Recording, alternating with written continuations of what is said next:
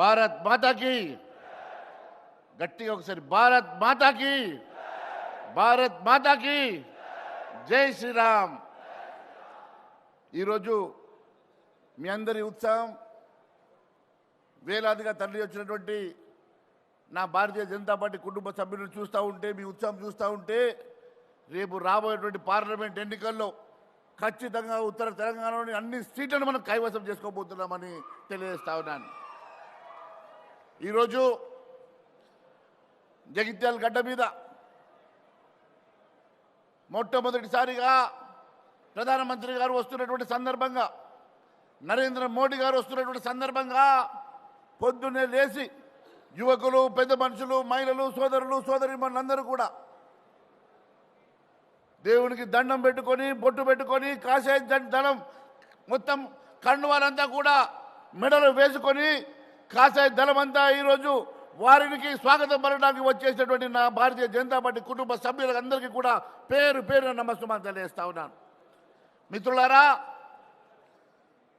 ఈరోజు గత 10 సంవత్సరాల్లో కాంగ్రెస్ పార్టీకి అవకాశం ఇచ్చినప్పుడు ఎక్కడ చూస్తే అక్కడ స్కాములు, 2G స్కాము, బొగ్గు స్కాము, ఎక్కడ పడితే అక్కడ స్కాములు. అదే మాదిరిగా గత 10 సంవత్సరాలు టీఆర్ఎస్ ప్రభుత్వం చూస్తే ఎక్కడ పడితే అక్కడ కుంభకోణాలు, ఎక్కడ పడితే అక్కడ అవినీతి.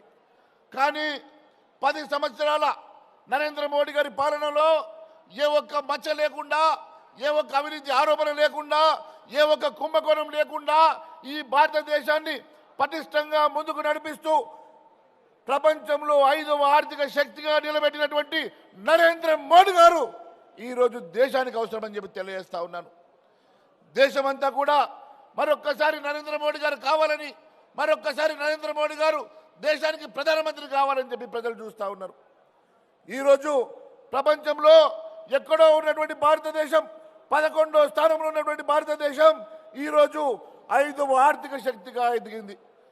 రేపు ఒక అవకాశం ఇస్తే ప్రపంచంలో 3వ ఆర్థిక శక్తిగా ఎదగబోతున్నటువంటి భారతదేశం నరేంద్ర మోడీ గారి నాయకత్వాన్ని కోరుకుంటా ఉన్నది. నరేంద్ర మోడీ గారు ఈరోజు దేశమే నా కుటుంబం, ఈ ప్రజలే నా కుటుంబం, ఈ విశ్వమే నా కుటుంబం అని చెప్పేసి వారు ముందుకు వస్తూ ఉన్నారు.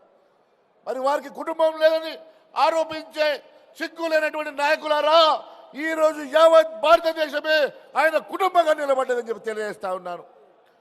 మరి ఈరోజు ఈ భారతదేశాన్ని 3వ ఆర్థిక శక్తిగా నిలబెట్టడమే కాకుండా ఈ భారతదేశాన్ని ప్రపంచంలో తలెత్తుకొని ఒక ప్రతి భారతీయుడు నిలబడే విధంగా ఈ భారతదేశాన్ని నిలబెట్టినటువంటి నరేంద్ర మోడీ గారు ఈరోజు జగిత్యాల గ్రామానికి వస్తూ ఉన్నాడు, జగిత్యాల పట్టణానికి వస్తూ ఉన్నాడు. వారికి మనం ఖచ్చితంగా వారు వచ్చిన వెంటనే మీరందరూ లేచి నిలబడి వారికి చప్పట్లతో హర్షధ్వానాలు చేయాల్సిందిగా నేను కోరుతా ఉన్నాను. మిత్రులారా, ఒక్కసారి ఆలోచన చేయండి. ఈరోజు రేవంత్ రెడ్డి గారు మాట్లాడుతూ ఉన్నారు.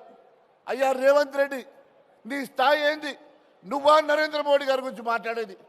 నువ్వా నరేంద్ర మోడీ గారి పేరు తీసే అర్హత నీకు ఉన్నదా అని అడుగుతా ఉన్నాను.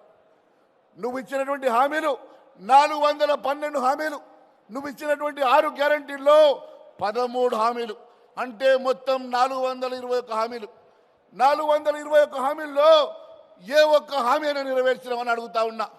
నువ్వు ఇచ్చినటువంటి 6 గ్యారంటీల్లో 4 హామీలు కలిపితే ఒక గ్యారంటీ.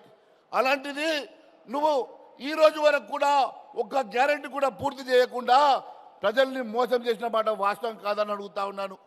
ఆ రోజు అసెంబ్లీలో నిలదీస్తే 9వ తారీఖు రోజు రైతు బంధును, రైతు రుణమాఫీ చేస్తా అని చెప్పినావు.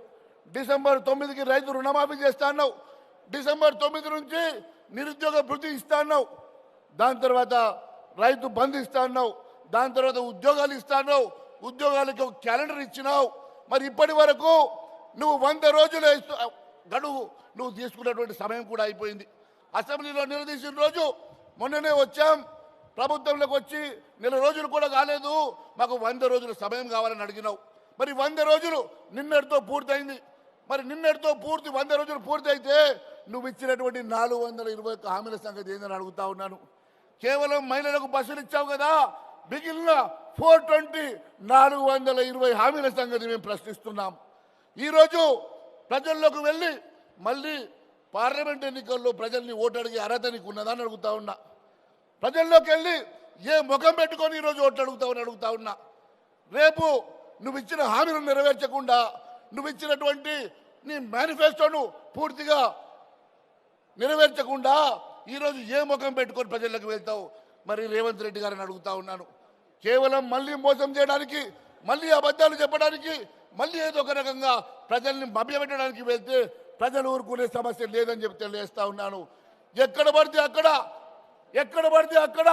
రేవంత్ రెడ్డి సభలు పెడితే నా గులాబీ దళం, నా సైనికులారా, నా సోదరులారా, ఖచ్చితంగా ఇచ్చిన హామీల గురించి అడిగే అధికారం మనకున్నది. 100 రోజులు గడువు పూర్తయిన సందర్భంగా ఖచ్చితంగా నిలదీయండి. ఎక్కడ పడితే అక్కడ అడ్డుకోండి. ఖచ్చితంగా ఆ హామీలు నెరవేర్చే వరకు కాంగ్రెస్ పార్టీని నమ్మే సమస్య లేదని తెలియజేసుకుంటూ, మరి ఈరోజు ఇంత పెద్ద ఎత్తున జన సమీకరణ చేసినటువంటి నా సోదరులకు, భారతీయ జనతా పార్టీ కుటుంబ సభ్యులకు, మరి నాతో పాటు వేదికపై ఉన్నటువంటి సీనియర్ నాయకులందరికీ కూడా పేరు పేరున ధన్యవాదాలు తెలియజేసుకుంటూ ఉపయోగిస్తున్నాను. భారత్ మాతాకి అందరూ చేయలే, భారత్ మాతాకి. Thank you.